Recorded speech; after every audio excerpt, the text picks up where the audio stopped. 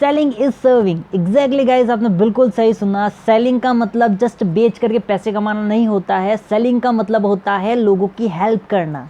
Guys ये line आपने बहुत जगह सुनी होगी। कुछ भी बिजनेस कर रहे हैं तो आपने ये लाइन डेफिनेटली सुनी होगी। सो आज मैं आपको इसी को एक्सप्लेन करने वाला हूँ और 5 ऐसे फैक्टर्स जो आपको सेलिंग में बहुत ज़्यादा हेल्प लग सकते हैं, तो मैं उनको भी एक्सप्लेन करूँगा। This is Malay Sharma, your दोस्त and host, a 25 year old thin guy, a telemarketer turn to an affiliate marketer. And अभी ही रिसेंटली मैंने अपना एक यूट्यूब चैनल स्टार्ट किया जिस पे आप ये वीडियो देख रहे हैं। सो गाइज, जैसे कि मैंने बताया आपको कि हम लोग आज कुछ सेल्स के बारे में बात करने वाले हैं। कुछ इंटरेस्टिंग बात करेंगे सेल्स के बारे में जो आपको बहुत ज़्यादा हेल्प लग सकता है आपकी सेल्स इंप्रूव करने में या फिर आपकी सेलिंग स्किल को इंप्रूव करने में। आप किसी भी निश से या किसी भी फील्ड से रिलेट करते हो, हर फील्ड में, हर निश में सेलिंग का बहुत ज़्यादा इंपॉर्टेंस या फिर सेलिंग का बहुत ही बड़ा रोल होता है। सो आप किसी भी निश से रिलेट करते हैं या फिर किसी भी फील्ड से रिलेट करते हैं, आपको ये स्किल बहुत ज़्यादा हेल्प लगेगी। So just stay till the end of the video. पूरा वीडियो देखिए and gate amazing value. So let's begin the video.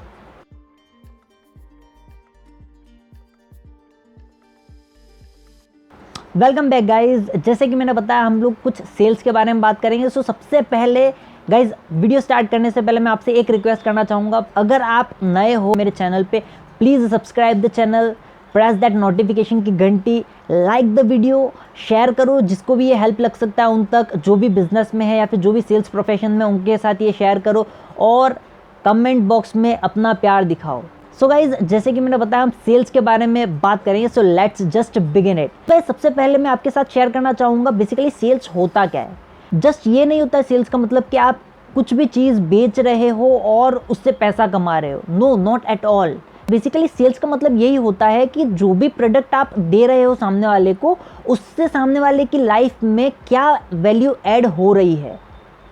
Basically इसका मतलब है सेलिंग इज सर्विंग, जो मैंने सबसे स्टार्टिंग में कहा। Exactly guys, selling is serving.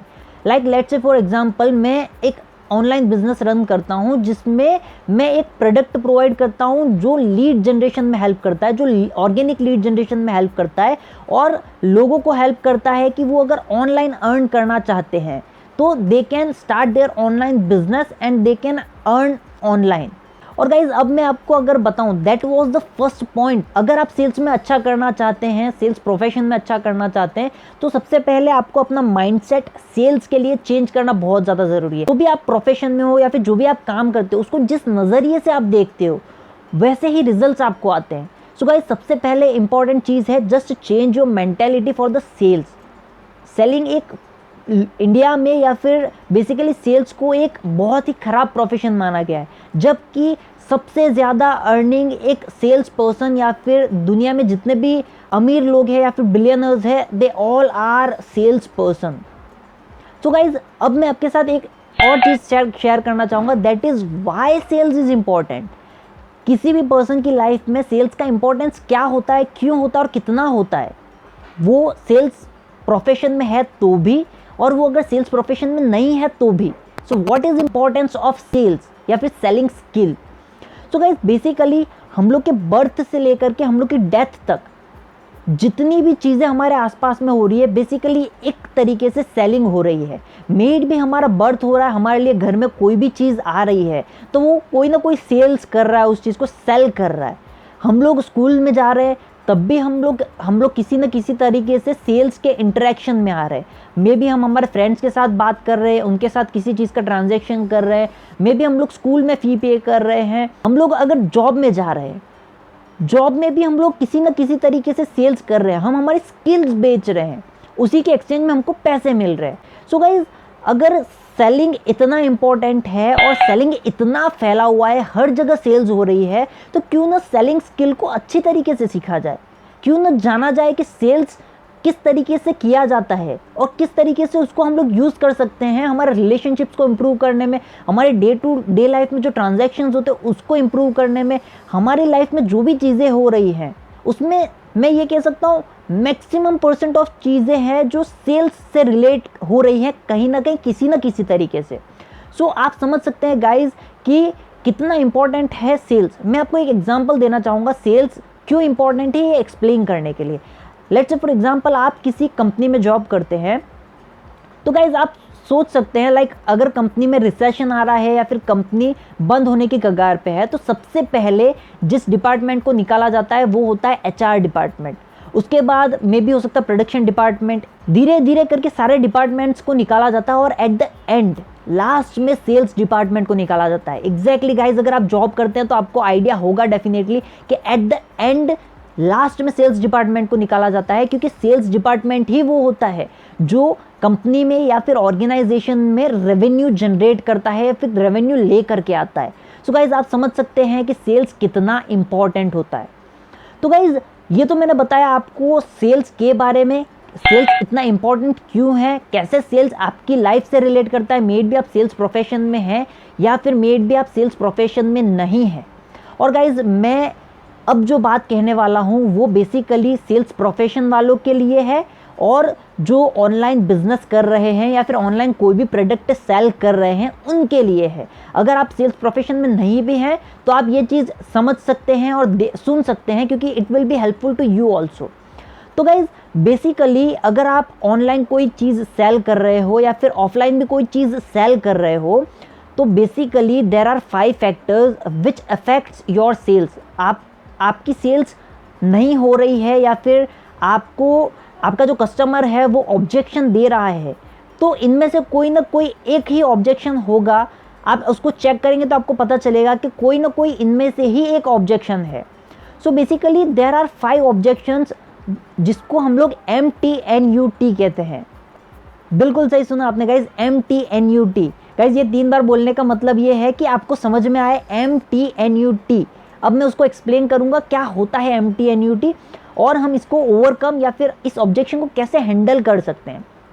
तो गाइज बेसिकली MTNUT की अगर बात करें, बहुत ज़्यादा हो गया MTNUT। सो हम लोग अगर जो भी मैंने वर्ड्स बताए उनकी बात करें तो सबसे पहले आता है M का मतलब होता है मनी। ये ऑब्जेक्शन मैक्सिमम टाइम लोगों के सामने आता है या फिर किसी भी सेल्स पर्सन के सामने आता है, और मैंने खुद ने भी फेस किया है क्योंकि मैं अपना एक ऑनलाइन बिजनेस रन करता हूँ। जैसे कि मैंने बताया मैं एफिलिएट मार्केटिंग का बिजनेस रन करता हूँ, तो ये ऑब्जेक्शन मैक्सिमम टाइम जब भी कोई पर्सन परचेज नहीं करता है तो मैक्सिमम टाइम यही ऑब्जेक्शन मिलता है कि मेरे पास पैसे नहीं हैं। सो गाइज अगर आप कुछ सेल कर रहे हैं तो अपने माइंड में ये बात फिक्स रखिए कि money is never the problem. मैं आपको इसको अगर एक एग्जांपल के थ्रू समझाऊं तो गाइज अगर आप एक स्मार्टफोन यूज़ करते हैं और आपका स्मार्टफोन गिर गया, उसका डिस्प्ले टूट गया, तो गाइज आप लोग पैसे अरेंज करके भी उसको रिपेयर करवाएंगे, क्योंकि आपको उसकी इम्पोर्टेंस पता है। आपको फ़ोन की, आपके पास फ़ोन है तो उसकी इम्पोर्टेंस आपको पता है कि कितना इम्पोर्टेंट है आपके लिए फ़ोन। सो गाइज बेसिकली मनी का कभी कोई ऑब्जेक्शन नहीं होता। हर एक पर्सन आपका भले ही प्रोडक्ट हाई टिकट का हो या लो टिकट का हो, कोई फ़र्क नहीं पड़ता। अगर पर्सन को वो चीज़ में वैल्यू दिख रही है, वो पर्सन प्रोडक्ट डेफिनेटली परचेज करेगा। So guys money is never the objection. अगर आपको ऐसा कोई कह रहा है तो शो देम द इम्पोर्टेंस या फिर शो देम द वैल्यू। आपकी जो भी लीड है उसको आपके प्रोडक्ट में क्या वैल्यू मिल रही है, क्या वो उसको कितना सीखने मिलेगा, कितना उसको बेनिफिट होगा वो चीज़ से, उस प्रोडक्ट से, वो उसको बताइए। So guys that was the first objection या फिर that was the first factor जो आपके सेल्स को इफेक्ट कर सकता है, that is the money factor. Second is time factor. Basically guys ये ऑब्जेक्शंस भी काफ़ी बार आता है कि मेरे पास टाइम नहीं है। सो गाइज इसका मतलब ये है, आप अगर सेल्स कर रहे हैं तो इस चीज़ को समझिए। इसका मतलब बेसिकली ये है कि आपका जो भी कस्टमर या लीड है वो आपको प्यार से ना कह रहा है। तो गाइज़ अगर आप इस ऑब्जेक्शन को हैंडल करना चाहते हैं, डायरेक्टली पूछो, डायरेक्टली अपने लीड को या फिर जो भी पर्सन आपसे परचेस करने के लिए आपसे कांटेक्ट किया है उसको डायरेक्टली पूछो कि मुझे ये, आप उसको रिप्लाई दे सकते हैं। आप बोल सकते हैं कि ब्रदर अगर आप प्रोडक्ट परचेज नहीं करना चाहते हो या फिर आपको ऐसा लग रहा है कि मुझे अभी इसकी ज़रूरत नहीं है, तो आप मुझे डायरेक्टली बोलो, मुझे बुरा नहीं लगेगा। You can say directly no to me, मुझे बुरा नहीं लगेगा। आप डायरेक्टली ये उनको बोलो। और अगर ऐसा नहीं है तो व्हाट इज़ द प्रॉब्लम, आप डायरेक्टली उनको बोल सकते हो, क्योंकि जब भी मैं सेलिंग प्रोफेशन में लास्ट 6 मंथ से हूँ, तो जब भी मुझे ऐसा कोई ऑब्जेक्शन देता है तो इसका डायरेक्टली यही मतलब है कि वो मुझे प्यार से ना बोल रहा है। आप ये चीज़ डायरेक्टली अपने लीड को बोल सकते हैं और उनको पूछो व्हाट इज़ द प्रॉब्लम। अगर वो अगर परचेस करना चाहते हैं, उनको पता है कितनी वैल्यू है उसमें, तो what is the problem. Time हर कोई, किसी भी चीज़ के लिए टाइम हमको मैनेज करना पड़ता है। हम लोग के पास पूरे दिन में वैसे तो कभी भी टाइम नहीं होता है, हम लोग टाइम मैनेज करते हैं। सो गाइज, आप अपने लीड को इस तरीके से एक्सप्लेन कर सकते हो। So that was the second objection या फिर second factor which can affect your sales. आपकी सेल को अफेक्ट कर सकता है ये फैक्टर, टाइम का। सो गाइज, अगर हम थर्ड फैक्टर की बात करें, that is need factor. Basically जैसे मैंने बताया कि टाइम नहीं होता है, उसका एक रीज़न ये भी हो सकता है कि पर्सन को लगे कि उसको नीड नहीं है इस चीज़ की। सो गाइज, बेसिकली हमको उसको समझाना होगा कि उसको इस चीज़ की क्यों ज़रूरत है, हमको उसको वैल्यू बतानी होगी। क्या चेंज आएगा ये प्रोडक्ट परचेस करने के बाद उस पर्सन की लाइफ में, उस लीड की लाइफ में, वो आपको समझाना पड़ेगा। उसके लिए गाइज, आप इसके बाद वाला जो स्टेप है दैट इज़ अर्जेंसी। आप अर्जेंसी भी क्रिएट कर सकते हैं। अगर आपका लीड इंटरेस्टेड है परचेस करने में बट डिले कर रहा है, अगर उसको यूँ लग रहा है कि उसको उस चीज़ की ज़रूरत नहीं, या फिर वो यूँ सोच रहा है कि मैं इसको थोड़ा सा डिले करके परचेस कर लूँगा, तो आप उसके सामने एक अर्जेंसी क्रिएट कर सकते हो। That is our fourth point, MTNU, जो नीड और उसके बाद अर्जेंसी। सो गाइज, नीड अगर नहीं है तो उसको समझाओ, उसकी लाइफ में कितना बड़ा चेंज आ सकता है। वो आपका प्रोडक्ट परचेस करेगा तो उसके बाद वो उससे सीखेगा तो उसको कितना नया उसकी लाइफ में ऐड ऑन होगा, उसकी स्किल सेट में ऐड ऑन होगा, उसकी लाइफ में, उसकी पर्सनैलिटी में कितना चेंज आएगा। सो आप ये उसको समझा सकते हैं। ये था थर्ड फैक्टर। सो गाइज, अगर हम फोर्थ फैक्टर की बात करें, दैट इज़ अर्जेंसी, जो मैंने पहले बताया। सो गाइज, बेसिकली अर्जेंसी क्रिएट करने का एक छोटा सा स्टेप है। लाइक आप क्या कर सकते हो अर्जेंसी क्रिएट करने के लिए। आप हर पर्सन के लिए अर्जेंसी क्रिएट नहीं कर सकते। आप हर कोई जो आपके सामने आ रहा है या फिर आपसे इंक्वायरी कर रहा है, उन सब के लिए आप अर्जेंसी क्रिएट नहीं कर सकते, क्योंकि अर्जेंसी तब क्रिएट की जाती है जब सामने वाला पर्सन रेडी है परचेस करने के लिए, बट वो थोड़ा सा झिझक रहा है या फिर थोड़ा सा वो डिले करना चाहता है, क्योंकि ट्रस्ट उसको फील नहीं हो रहा है, आपके ऊपर ट्रस्ट नहीं हो रहा है, या फिर मे बी पॉसिबल है कुछ भी रीज़न हो सकता है उस चीज़ का, वो डिले कर रहा है उसके लिए। तो आप उसके लिए एक अर्जेंसी क्रिएट कर सकते हो। मैं अर्जेंसी के कुछ एग्जांपल्स दे सकता हूँ आपको, जो आप अपने प्रोडक्ट के लिए सोच सकते हैं और उसके लिए आप अर्जेंसी क्रिएट कर सकते हो। बेसिकली सबसे ईजीएस्ट अर्जेंसी क्रिएट करने के दो चीज़ हो सकता है। एक तो पैसे का urgency, the price of product is going to increase. Guys, ये चीज़ आपको समझनी होगी कि आप अर्जेंसी कब क्रिएट कर सकते हो। लाइक 90% आपका जो लीड है वो कन्विंस्ड है, जस्ट 10% रह गया है, तो उसको एक पुश देने के लिए आप अर्जेंसी क्रिएट कर सकते हो। सो गाइज, ये आपको, आप जैसे जैसे लीड्स से बात करोगे, जैसे जैसे आप सेल्स करते चले जाओगे, आपको समझ में आ जाएगा। And the second thing is time. अब टाइम का क्या होता है गाइज, कि आप बोल सकते हैं ये दोनों इंटरलिंक्ड है। आप उनको बोल सकते हो कि ये हमारी प्री लॉन्च प्राइस थी, ये प्रोडक्ट की प्री लॉन्च प्राइस थी, इसका टाइम ख़त्म होने वाला है और the price of product is going to increase. आप ये बोल सकते हैं द प्राइस ऑफ, और कब बढ़ेगा मुझे आइडिया नहीं है, आप ये उनको एक्सप्लेन कर सकते हैं। उसके अलावा आप उनको एडिशनल बोनसेस दे सकते हैं। आप बोल सकते हैं कि ये जो प्रोडक्ट परचेस कर रहे हैं उसके साथ आपको इतने का एडिशनल बोनसेस मिलेंगे, but that is for the limited time period. Time period के साथ आप इसको भी इंटरलिंक कर सकते हैं, that is for just limited time period. आप इस तरीके से एक्सप्लेन कर सकते हैं उनको। सो गाइज, आप अपने प्रोडक्ट के लिए किस तरीके से आप अर्जेंसी क्रिएट कर सकते हो वो आप सोच सकते हो। आप उनको कह सकते हो कि मैं अपना एक पर्सनल कंसल्टेशन कॉल आपको फ्री दूंगा, पर्सनल मेंटोरशिप फ्री दूंगा। कुछ भी आप आपके हिसाब से, आपके प्रोडक्ट के अकॉर्डिंग आप कुछ भी अर्जेंसी क्रिएट कर सकते हो। So guys, that was the fourth point, and the last and the most important point is the last, that is fifth point and the most important guys। Sales process में सबसे ज़्यादा importance इस ही चीज़ का है, that is trust factor. Exactly guys, आपने बिल्कुल सही सुना, ट्रस्ट फैक्टर। सो गाइज, मैं आपको ट्रस्ट फैक्टर एक्सप्लेन करने से पहले एक चीज़ बोलना चाहता हूँ कि money is the least important factor.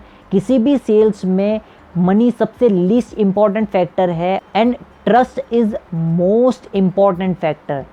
Guys, अगर एक पर्सन को आपके ऊपर ट्रस्ट हो गया तो वो पर्सन पैसे मैनेज करके भी आपसे प्रोडक्ट परचेज कर लेगा।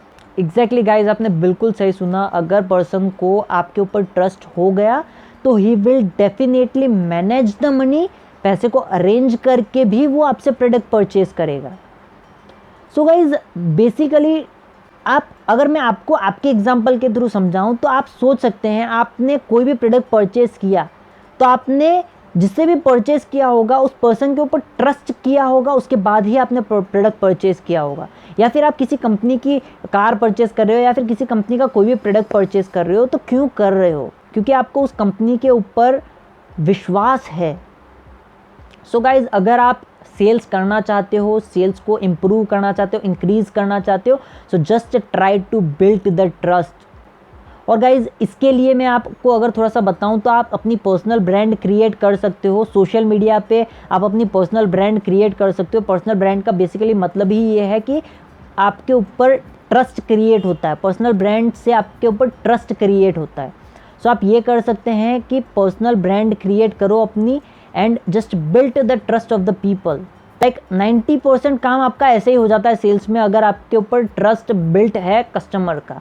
आपकी अगर पर्सनल ब्रांड बिल्ट है सोशल मीडिया पे तो ऑटोमेटिकली लोग आपसे ऐसे ही परचेज कर लेंगे। लाइक बाकी का जो 10% होता है वो बेसिकली आपका जो प्रोडक्ट है उसके बारे में जानकारी लेनी होती है, उसको थोड़े बहुत ऑब्जेक्शंस होते हैं वो हैंडल करने होते हैं। फिलहाल ना हो तो उसको अरेंज करना हो, जेन्युइनली पैसे ना हो तो उसको अरेंज करना है। सो छोटे मोटे ऑब्जेक्शंस होते हैं वो आप इजीली हैंडल कर सकते हो। So guys, basically trust is the most important factor.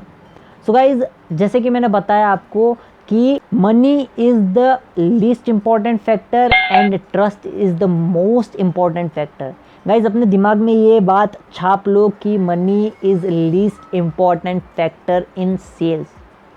So guys, that's it for today.